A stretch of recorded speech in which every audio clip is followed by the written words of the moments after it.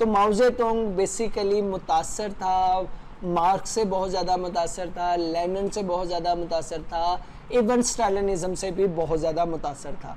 तो आइडियाज़ में जो सबसे पहला आइडिया वो dialectical materialism and class conflict. तो मार्क्स की तरह, लेनिन की तरह, स्टालिन की तरह ये इससे इस बात पर मुकम्मल यकीन था, मुकम्मल इसका शरह सदर था कि ये हिस्ट्री असल में ये एक कंसिस्टेंट वॉर रही है। तारीख़ जो है मुकम्मल तौर पर इसमें जंगें होती रही हैं दो क्लासेस के दरमियान, और उन जंगों की बुनियादी वजह वो मीन्स ऑफ प्रोडक्शन था कि मीन्स ऑफ प्रोडक्शन जिसके पास था वो दूसरी क्लास पर जुल्म सितम करता रहा, तो दूसरी क्लास उस जुल्म सितम से बचने के लिए, उन मीन्स ऑफ प्रोडक्शंस को हासिल करने के लिए एफर्ट करती थी और बाद में फिर इक़्तिदार में आ जाती थी, और आहिस्ता आहिस्ता वो ही क्लास जो है वो जालिम बन जाती थी और एक मजलूम क्लास के ख़िलाफ़ जो है वो लड़ना शुरू कर देती थी, और एट द एंड वो मजलूम क्लास इसके ख़िलाफ़ लड़कर जो है ताकत हासिल कर लेती थी। तो ये डायलेक्टिकल मटीरियलिज़म के हिस्ट्री में जितनी भी ये जंगें हुई हैं, जितने मसले मसाइल हुए हैं, उनकी बुनियादी वजह मादा है, मटीरियल है। लिहाजा ये हिस्ट्री कंसिस्टेंटली क्लास स्ट्रगल का नाम है।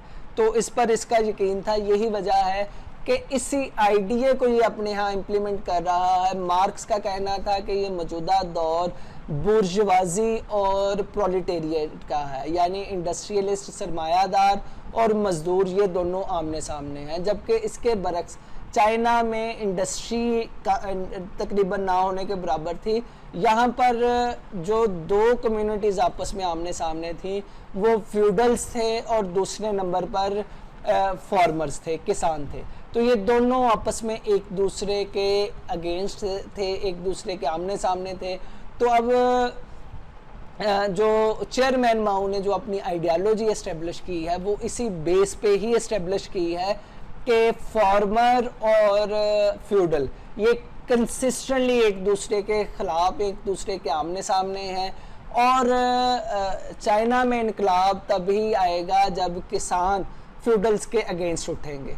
तकरीबन 1920s में भी किसान उठे हैं फ्यूडल्स के अगेंस्ट, लेकिन ये इनकलाब नाकाम रहा है। लेकिन उसके बाद मुसलसल चेयरमैन माओ की एफर्ट्स की वजह से ये किसान उठे हैं, एक मुनज़्ज़म पार्टी कायम की है और मुनज़्ज़म जद्दोजहद के ज़रिए चाइना में जो है कम्युनिस्ट इनकलाब आया है।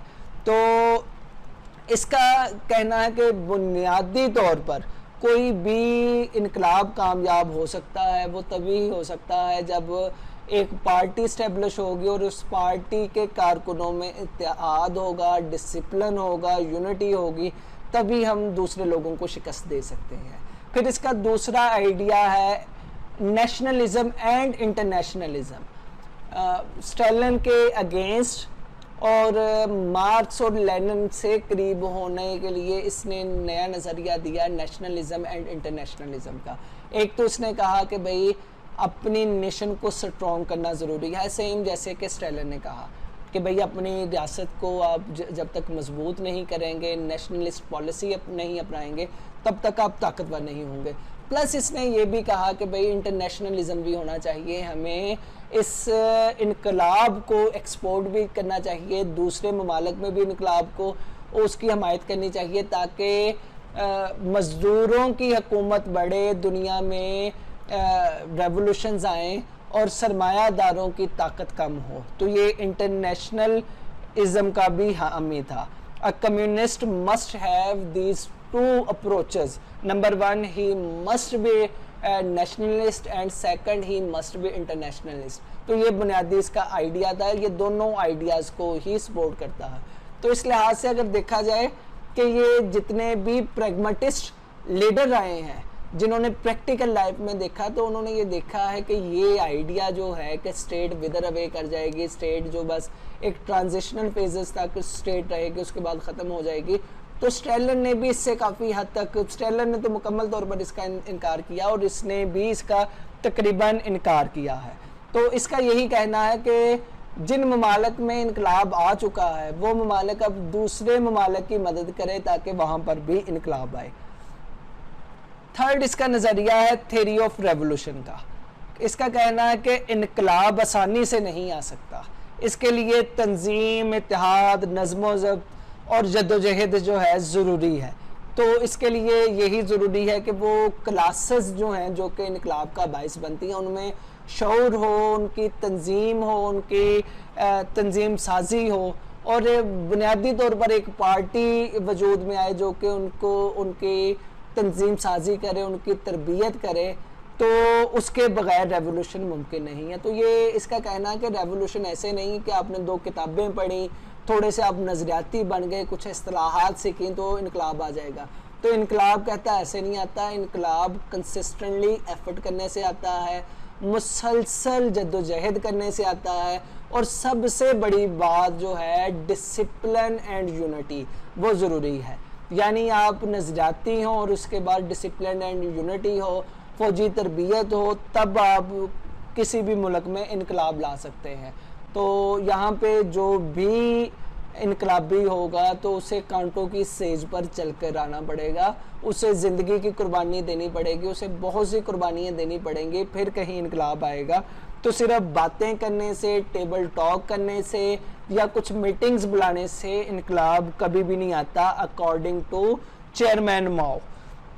फिर इसका कहना है, इसका 4th नंबर पर आइडिया है, आइडिया अबाउट पॉलिटिकल पार्टी। तो पॉलिटिकल पार्टी के बगैर इसका कहना है कि इनकलाब आ ही नहीं सकता। किसी भी मुल्क में अगर इनकलाब आना है तो उसके लिए ज़रूरी है कि पॉलिटिकल पार्टी बनाई जाए। इसका कहना है कि इनकलाब के लिए इनकलाबी पार्टी बहुत ज़रूरी है। मार्क्स और लेनिन के नज़रियात का नफाज तभी होगा जब एक पॉलिटिकल पार्टी मौजूद होगी। विदाउट पॉलिटिकल पार्टी आप इनकलाब ला नहीं सकते। और असल में पॉलिटिकल पार्टी आपको वो नज़रियाती बेसिस फ्राहम करती है, नज़रियाती आपको वो महाज फ्राहम करती है कि जिधर रहकर आपने ना सिर्फ अपने नज़रियात को मजबूत करना है बल्कि आपने ट्रेनिंग लेनी है, अपने अंदर नज़्म ज़ब्त पैदा करना है, यूनिटी पैदा करनी है और फिर एक प्लेटफॉर्म के ज़रिए आपने सरमायादारों के ख़िलाफ़ लड़कर, फ्यूडल्स के ख़िलाफ़ लड़कर आपने कामयाबी हासिल करनी है और एक मुल्क में आपने रेवोल्यूशन के ज़रिए सोशलिस्ट और कम्युनिस्ट निज़ाम का निफाज करना है। तो पॉलिटिकल पार्टी का होना बहुत ज़्यादा ज़रूरी है। आखिर पे इसका जो नज़रिया है वो है यूनिटी एंड डिसिप्लिन। वो कहता है कि यूनिटी एंड डिसिप्लिन बहुत ज़्यादा ज़रूरी है।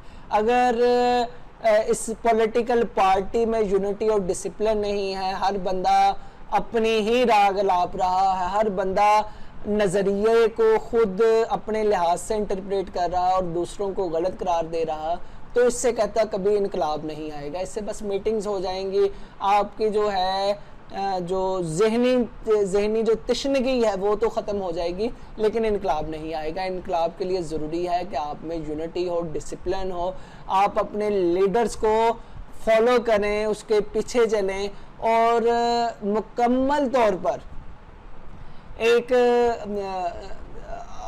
एक नज़रियाती इंसान होने के नाते अपने आप को मुनज़्ज़म करें, फ़ौजी तरबियत हासिल करें ताकि आप अपने मुल्क में इनकलाब ला सकें। तो ये इसके बुनियादी आइडियाज़ हैं माओ ज़ेडुंग के। और ज़ाहिर बात है माओ ज़ेडुंग एक मिलिट्री जर्नैल भी था। इसने मुकम्मल तौर पर 1935 से लेकर 49 तक महाज़े जंग में ही रहा है और इसने लॉन्ग मार्च किया है, चांग काई शेक के ख़िलाफ़ बड़ी जंगें लड़ी हैं और उनमें कामयाबी हासिल की है, फिर सिविल वॉर लड़ी है, उसमें कामयाबी हासिल की है। तो इसकी जो आप कह लें कि जंगों का जो क्रक्स है, इसका एक्सपीरियंस है, वो यही है कि अगर एक पॉलिटिकल पार्टी में, एक फ़ौज में, एक कौम में डिसिप्लिन नहीं तो कुछ भी नहीं। तो जब तक आप डिसिप्लिन पैदा नहीं होगा तब तक आप कामयाबी नहीं हासिल कर सकते। यही वजह है कि इसने तकरीबन 25 से 26 साल के अरसे में चाइना को दुनिया की एक बड़ी इकोनॉमी बना दिया, एक बड़ी ताकत बना दिया। और यही वो बड़ी ताकत, इसने वो रूट्स फ्राहम की जिसने मौजूदा चाइना को इस्टेब्लिश किया। ये अलग बात है क्योंकि इसने भी कार्ल मार्क्स और लेनिन के कुछ नज़रियात को अपने टाइम के मुताबिक मॉडिफाई किया है, तो आने वाले लीडर्स ने भी मॉडिफाई करके चाइना को दुनिया की इस वक्त दूसरी बड़ी इकोनॉमी बनाया है।